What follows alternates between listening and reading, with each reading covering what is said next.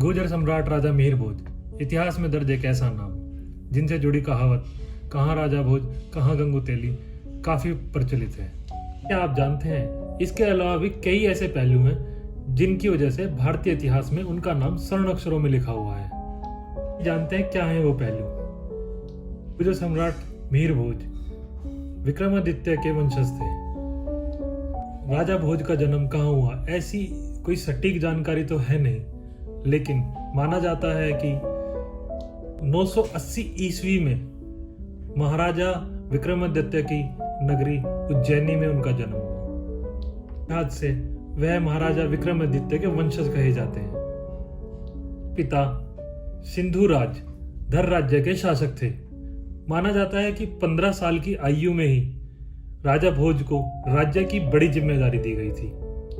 बाद में जब वह 1018 ईस्वी में परमार वंश के राजा बने तो उनके मन में पश्चिम भारत में एक साम्राज्य स्थापित करने की चाह जगी। इसके लिए उन्होंने कई राज्यों से युद्ध किए और इसी क्रम में 1018 के आसपास उन्होंने इंद्ररथ को पराजित किया। आपको बता दें, इंद्ररथ कलिंग के गंग राजाओं का एक सामंत था। के बाद उन्होंने राजस्थान के तत्कालीन राजा चाहमान वीरमान को भी हराया। राजा भोज ने गुजरात के चालुक्य से भी दो हाथ किए। सिलसिला यही नहीं रुका, वह इसी तरह अपने राज्य का विस्तार करते रहे। शासनकाल 1060 ईस्वी तक रहा। धर्म के प्रति असीम स्नेह उनके हृदय में हमेशा से था। गुर्जर सम्राट मिहिर भोज की महानता इस प्रकार बढ़ने लगी थी कि आगे जाकर राजाओं को भोज की उपाधि दी जाने लगी।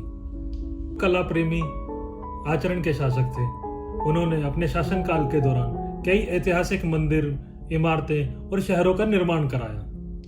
कहानी के अनुसार जब राजा भोज को यह पता चला कि सोमनाथ मंदिर को लूटकर मोहम्मद गजनबी ने उसे ध्वस्त कर दिया है तो वह आग बबूला उठे और उन्होंने प्रण लिया कि मैं उसे सबक सिखाकर रहूंगा। उसके बाद राजा भोज और उनकी सेना ने मोहम्मद गजनबी के ऊपर आक्रमण किया, जिसमें मोहम्मद गजनबी को अपनी जान बचाकर वहां से भागना पड़ा। राजा भोज कई महान ग्रंथों के रचयिता रहे।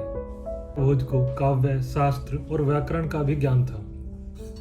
जुड़ी मान्यताओं के मुताबिक उन्हें 64 प्रकार की सिद्धियां प्राप्त थी, जिन्हें लेकर उन्होंने अलग अलग विषय पर करीब 84 ग्रंथों की रचना की। शासनकाल के अंतिम समय में राजा भोज को युद्ध में हार का सामना दौरान राजा भोज पर गुजरात के राजा चालुक्य और छेदी नरेश ने मिलकर हमला किया, जिसमें राजा भोज की सेना बड़ी बहादुरी से लड़ी, पर दुर्भाग्य से उनकी उस युद्ध में हार हुई। इस तरह हार के कुछ समय बाद राजा भोज की मृत्यु हो गई। भोज के नाम के साथ ही कहाँ राजा भोज कहाँ गंगू तेली वाली कहावत लोगों के जुबान पर आ जाती है। सच तो यह है कि इस कहावत में गंगू तेली से तात्पर्य गंगेर तेलन से है, जो कि दक्षिण भारत का राजा था। बता दें, यह वही राजा था जिसने धार नगरी पर आक्रमण किया और वह बुरी तरह हार गया। उन्होंने उसका मजाक उड़ाने के लिए यह कहा था, कहाँ राजा भोज कहाँ गंगोर तेलन। बाद में आम लोगों के बीच गंगोर तेलन की जगह गंगू तेली ने ले ली और अब कहा जाता है, कहाँ राजा भोज कहाँ गंगू तेली।